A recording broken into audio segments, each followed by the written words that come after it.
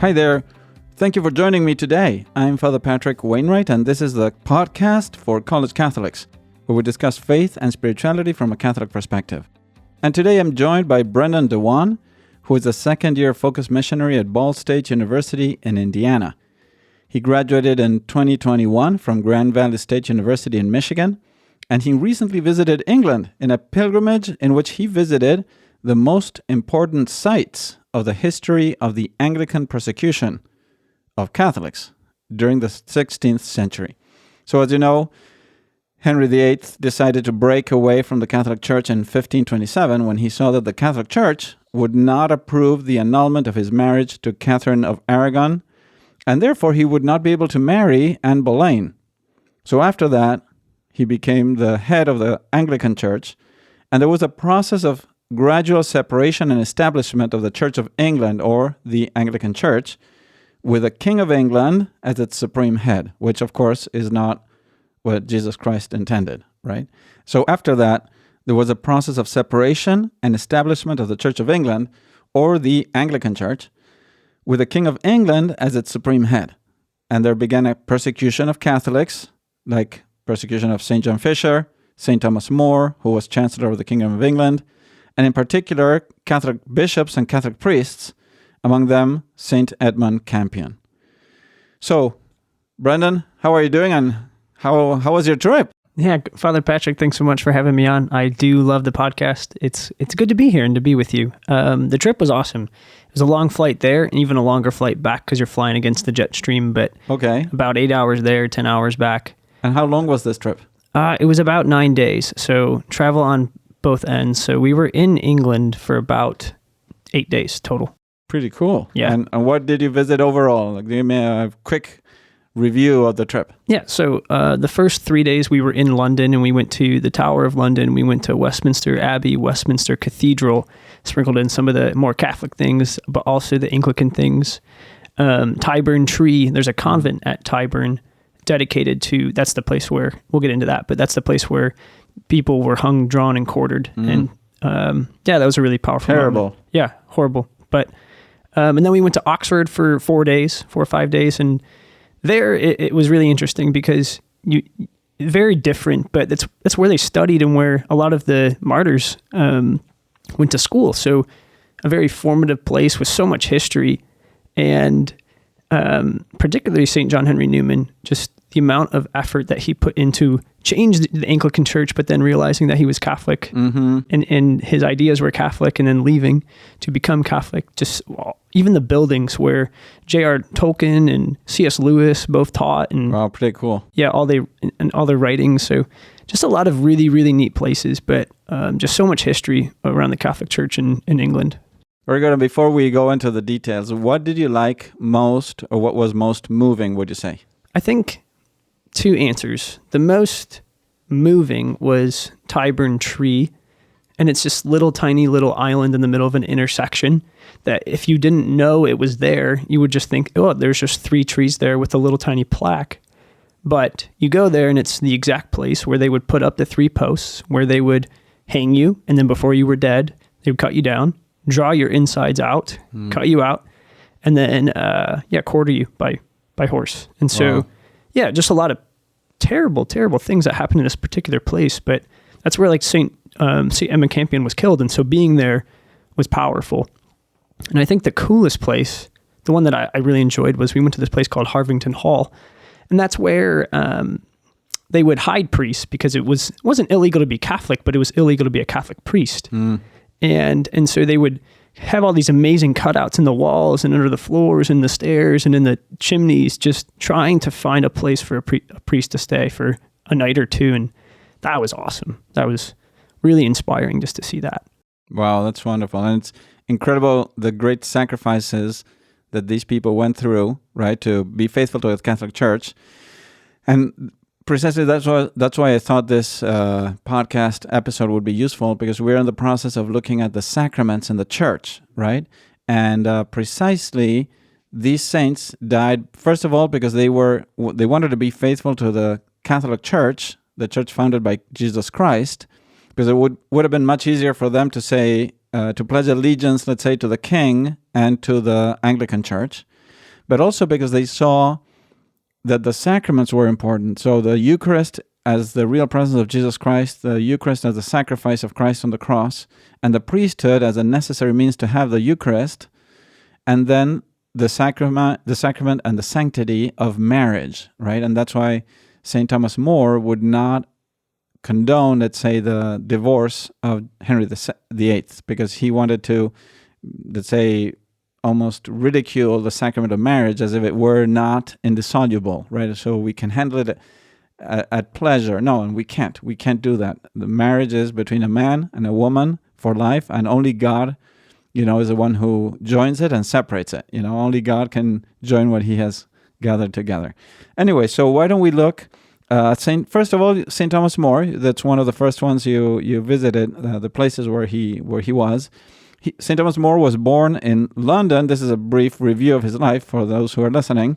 And he died in 1535. He became a lawyer, and later King Henry VIII named him Lord Chancellor of England. However, things began to get bitter between him and Henry VIII, because Henry VIII declared himself as head of the Church of England and married Anne Boleyn.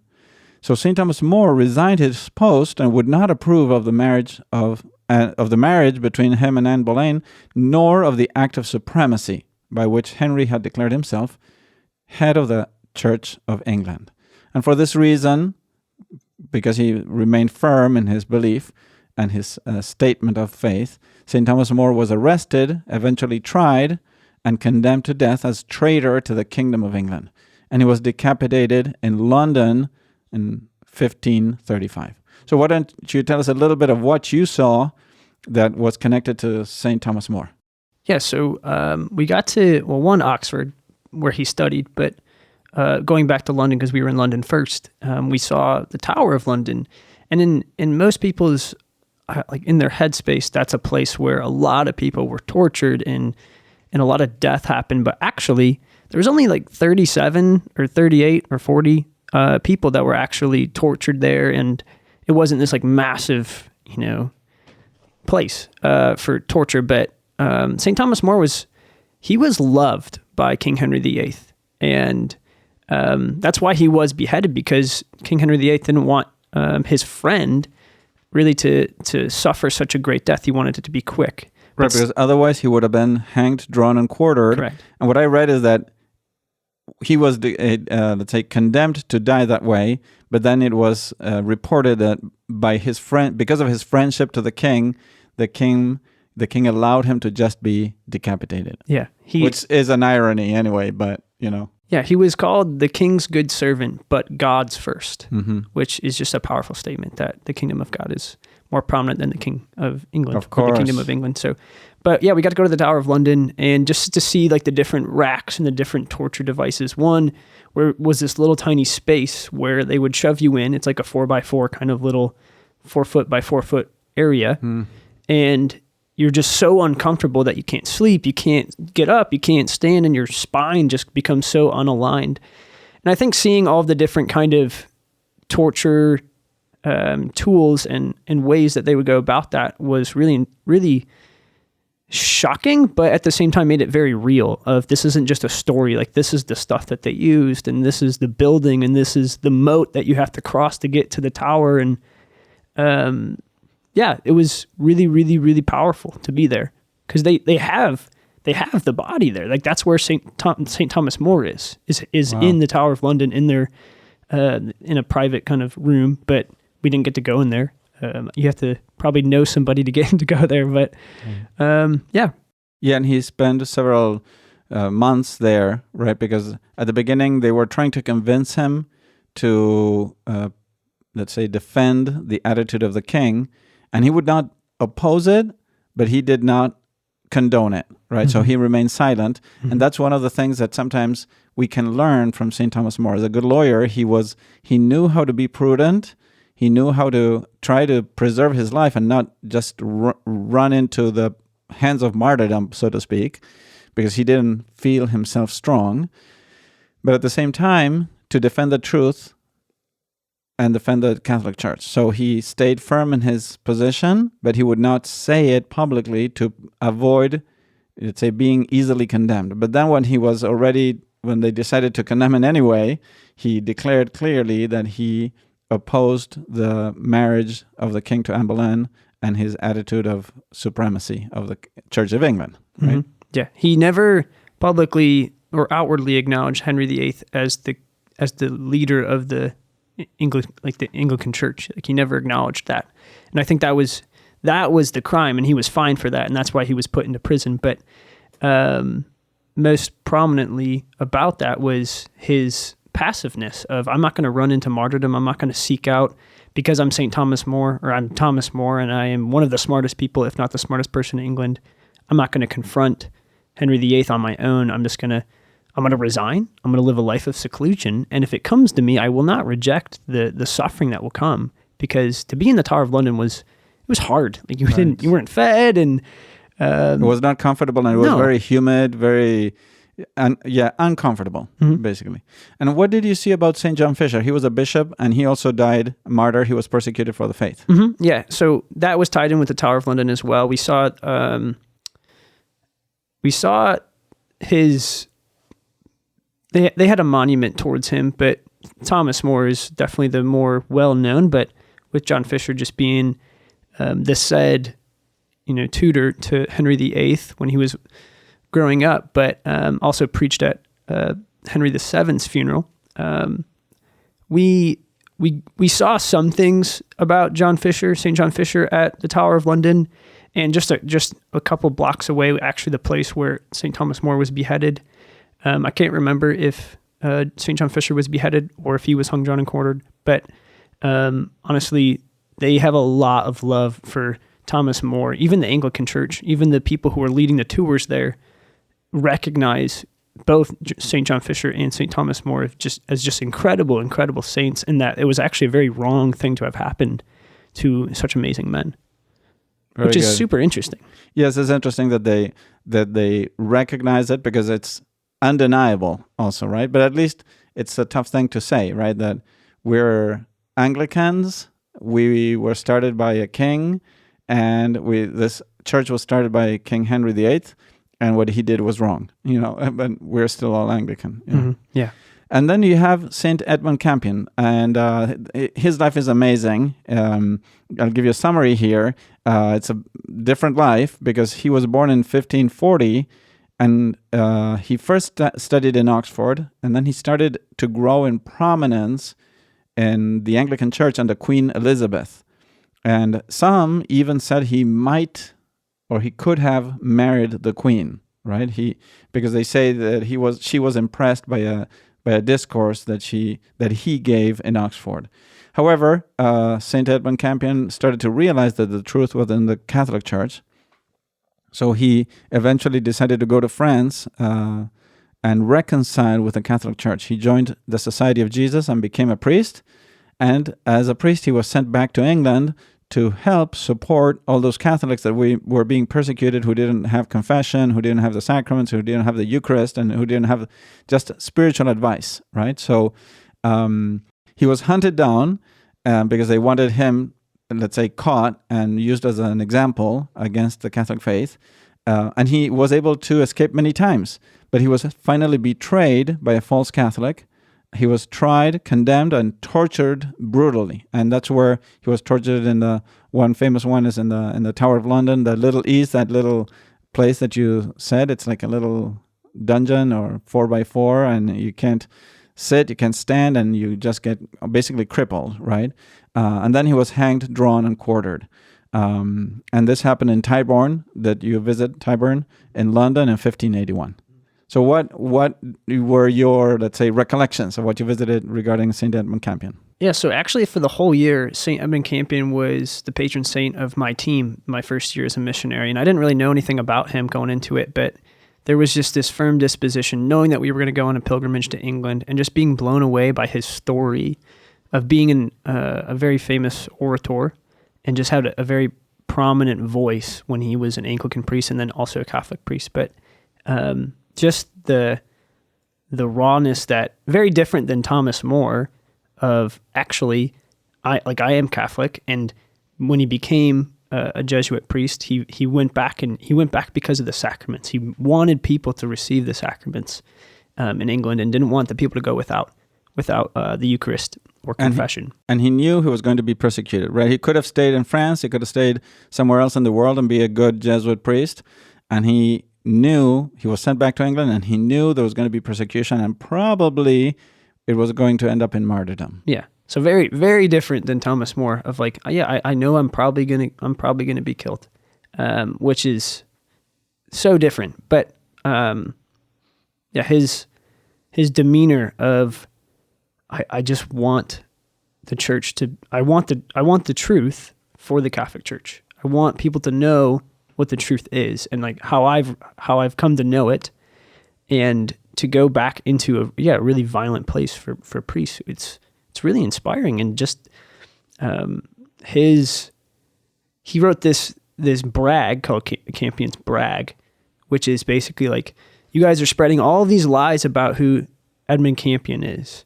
Let me tell you who he is, because I'm him. And also, like, if you catch me, you catch me, fine. But this is truth. And people were ignited. The Catholic Church was ignited by this in a really, really prominent way. And some of the Anglicans were like, oh my gosh, like, this guy's incredible.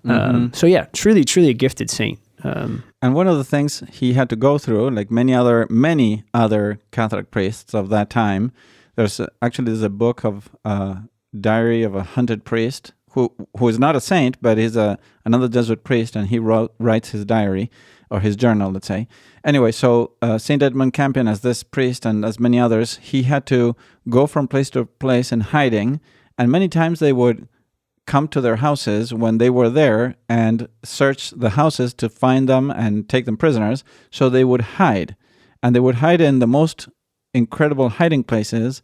And I never seen that, right? So you have. Mm-hmm. So what were those hiding places like? And yeah, what did you see? Yeah, so Harvington Hall, if you're ever in Birmingham or Oxford, it's a 40-minute kind of drive, but it's worth it. And this place, I do believe no one was ever found there because of how good the hiding places were. The architects that were Catholic, the people that lived there were Catholic. And the way that they designed the house was they would have, when people would come in, they would, walk off and count to make sure, okay, the dimensions on the inside are the same as on the outside. So the English that were trying to persecute, yes, right? Yeah, persecutors. Sorry. Yeah, the persecutors would come in and be like, okay, are the priests here? No? Okay, but we're going to make sure that you're not hiding them. And so they would put them in either the chimney, or they would cut out under the stairs and have like a lever, or you would push up on the side of a wall and the wall would swing back and up, and they would climb under, and it looked, you would never find them. And we would take turns trying to guess where they were, our group. Some of the college students would try to guess, like, oh, it's down in this corner. And it's like, actually, no, it's out to the right of this little windowsill. And yeah, it's like you never would have expected it to be there or in the chimney, or just some of these places were inspiring. Incredible, awesome. Incredible. Yeah. And you say that they would do them in such a way that even if they measured from the outside, they couldn't figure where the holes were, the priest holes were there. Yeah, correct. Wow. That's how they were built into the exact measurements of the home, and they would hollow out different parts of the home where maybe the priest didn't have a very comfortable fit, but it was enough to be in there for 20 minutes to an hour. It was fine. So they were actually really tight. Yeah, some of them were really tight. Some of them were a little bit bigger, but most of them were really tight. Wow. So no claustrophobic priests could be there. Probably not. Very good. Well, and then we have St. John Henry Newman. So he was born in 1801, died in 1890, and he was Anglican and a leader of the Oxford movement. And around the time he was 44 years old, he converted to Catholicism, which meant a great sacrifice for him from a personal point of view, but also from a social point of view, because his conversion was rejected by the Anglicans, of course, because they didn't want him to convert, and they considered him like a traitor, but also by the Catholics because they were suspicious a little bit, right? So eventually he became a priest, he became a cardinal and profound writer, and very good writings. And he was canonized in October 13th, 2019 by Pope Francis. So you visited Oxford. What did you see about St. John Henry Newman, and what impacted you the most? Yeah, so we got to see Trinity College, where he studied in Oxford, and also the oratory where he would pray pretty consistently, and then the oratory that he founded in Birmingham, that all had major dedications. And obviously the oratories are really dedicated to St.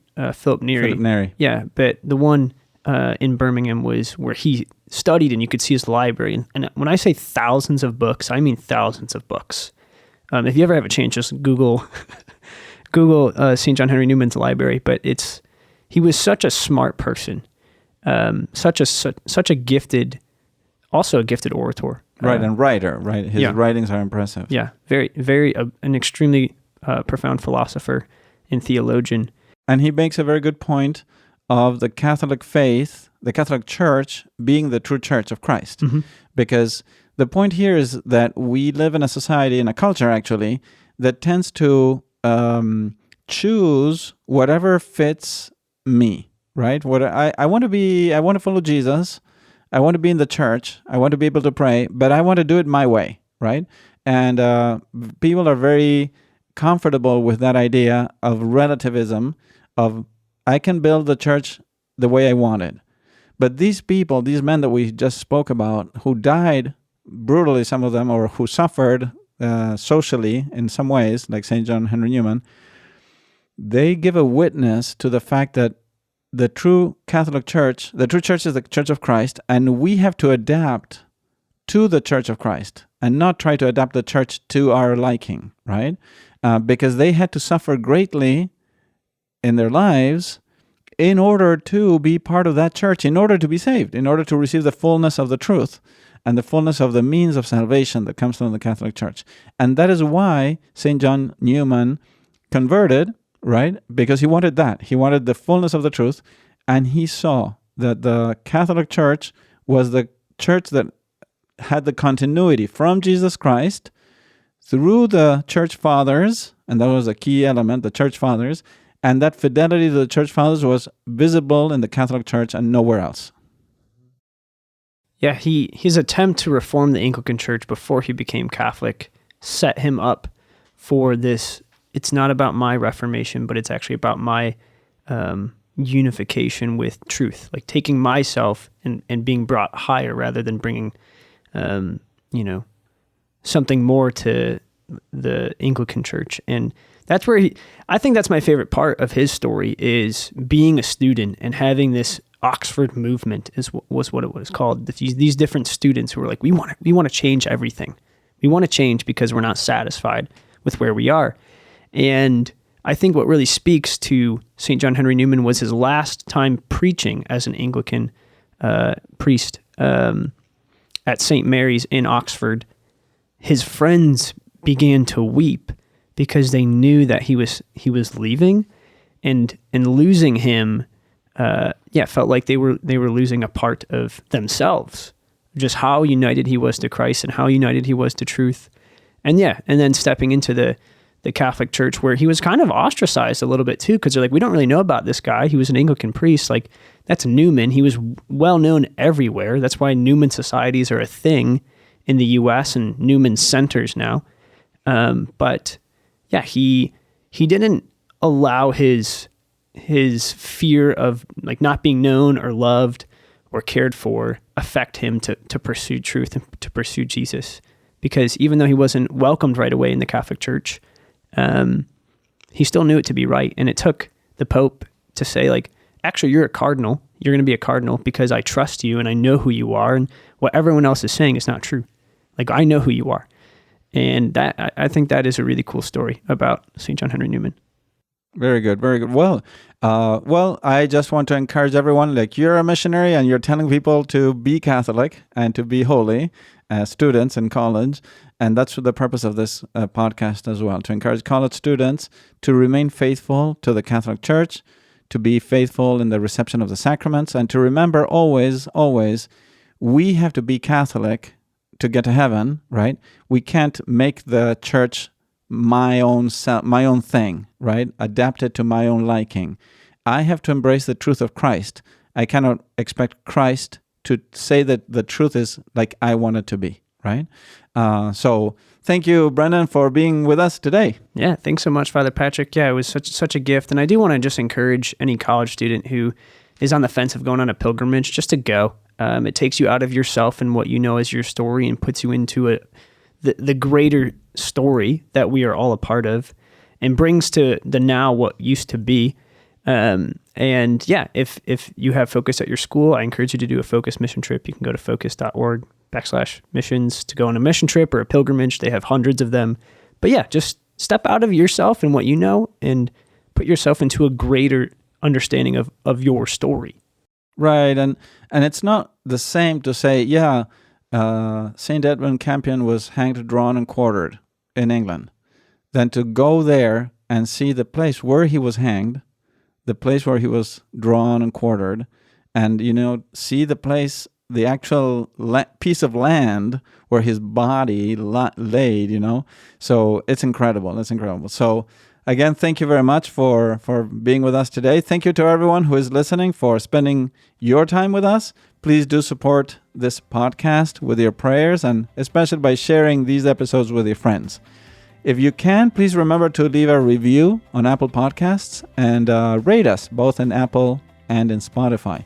And if you have any questions or comments on this or any other episode, shoot me an email at info@forcollegecatholics.org, because I'd love to hear from you. So thanks for listening. May God bless you, and we will see you next time.